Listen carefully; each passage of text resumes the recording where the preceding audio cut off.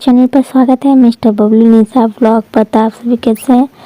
आशा करती हूँ अच्छे होंगे। मैं भी ठीक हूँ। तो ये सुबह के बज रहे हैं 9। तो गुड मॉर्निंग फ्रेंड्स। तो आज मैं गुमसुम से क्यों हूँ, तो आज मेरी हो गई थोड़ी सी तबीयत ख़राब। तो होली का ये नेक्स्ट डे है। तो सुबह तो मैं ठीक ठाक ठीक सारा काम मज़े में करी। नाश्ता वगैरह होने के बाद मेरी तबीयत ख़राब हो गई है। तो कैसे हुई है तो ब्लॉग में बने रहिए। तो ये देखिए, खाना बनाने के बाद मैं लेट गई थी। फिर पापा जी से मैं दही मंगवाई थी और पापा जी जूस भी लेके आए थे। तो जूस मैं पी ली हूँ और नाना ससुर भी आए हैं तो उनको भी जूस दिए और मम्मी जी को। तो ये मैं दही निकाल रही थी पैकेट में से। तो पापा जी अभी आए हैं तो वो खाना नहीं खाए तो उनको खाना परोस के दे दूँगी और दही उनको खाना परोस के देने के बाद फिर मैं दही खाऊंगी। नाना ससुर जी की कई दिनों से तबीयत ख़राब चल रही है, सीरियस वाली, और उनका 2-3 दिन से खाना भी छूट गया है। बिल्कुल भी उन्हें खाना खाने का मन नहीं कर रहा है। तो उनकी तबीयत ख़राब होती है ना, तो ज़्यादातर उनकी दवाई यहीं से जाता है, यहीं का दवाई उनका सूट करते हैं। कहते हैं ना, किसी का भी जहाँ से दवाई सूट करता है लोग वहीं से दवाई खरीदते हैं। तो नाना जी का हमारे यहाँ का दवाई सूट करता है। तो वो आए हैं दवाई करवाने, तो सुई वगैरह लगाए और दवाई मिलाए।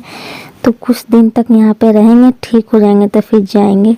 तो पापा जी को खाना परोसने के बाद मैं आ गई हूँ दही लेके। तो जैसे कि मैं नाश्ता करने के बाद ना अचानक से मेरी गैस बन गई है, तबीयत ख़राब हो गई है, पेट ना भरा भरा सा लग रहा था। तो मैं सोची दही खाऊंगी, तो क्योंकि दही ठंडा होता है तो अच्छा लगेगा।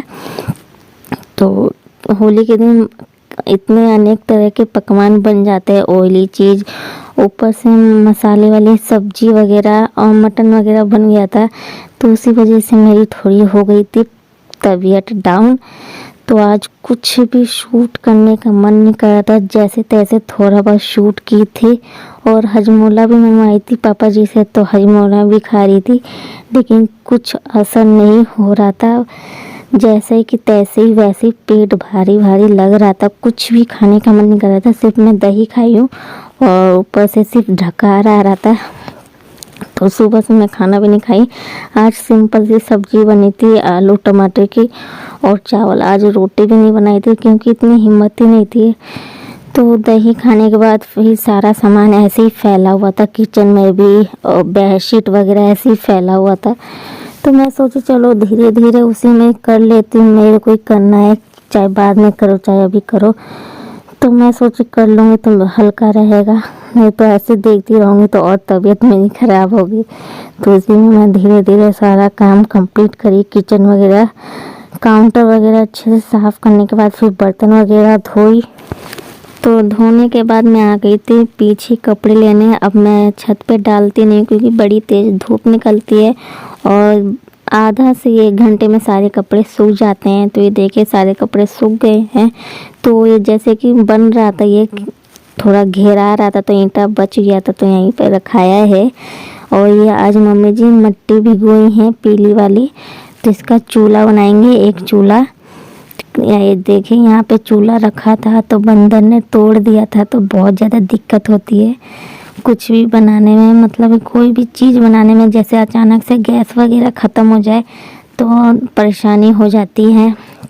इसी वजह से मम्मी जी कह रही थी एक चूल्हा रहेगा तो इतना प्रॉब्लम नहीं होगा, फटाक दे कुछ भी बन जाएगा। ऊपर से नवरात्रि भी आ रही है तो कढ़ाई चढ़ता है, तो इसीलिए, और मिट्टी के चूल्हे पर ही कढ़ाई चढ़ता है तो पूजा वगैरह होता है। तो इसी वजह से मम्मी जी आज बनाएंगी। तो 12 बजे के बाद मिट्टी वगैरह भिगो दी थी और 1-2 बजे के करीब बनाएंगी, क्योंकि 12 बजे तक होली था शायद।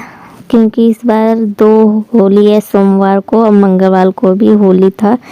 तो इतवार या मंगल को ही ये सब चीज़ें बनाया जाता है, चूल्हा वगैरह कोई भी चीज़।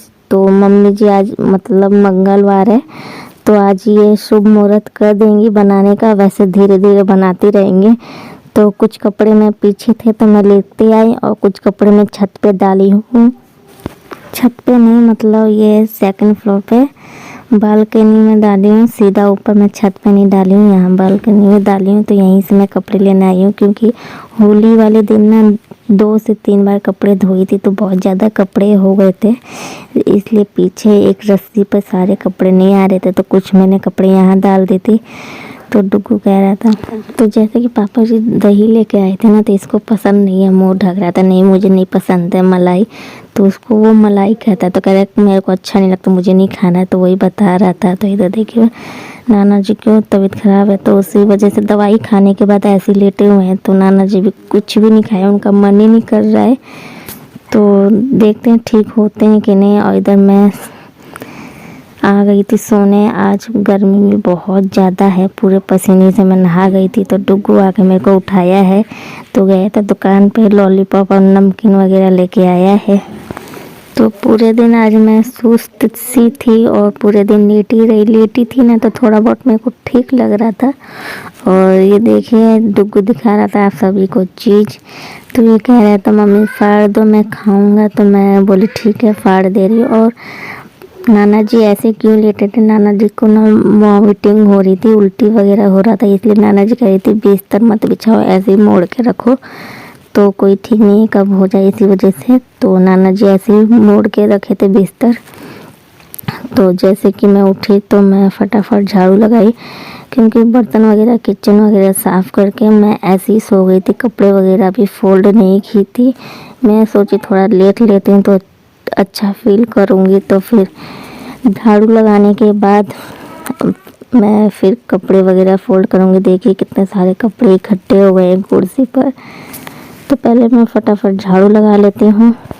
तो ये काम करने के बाद मैं आ गई थी पीछे आप सभी को ये दिखाने की मम्मी जी कितना बना दी हैं।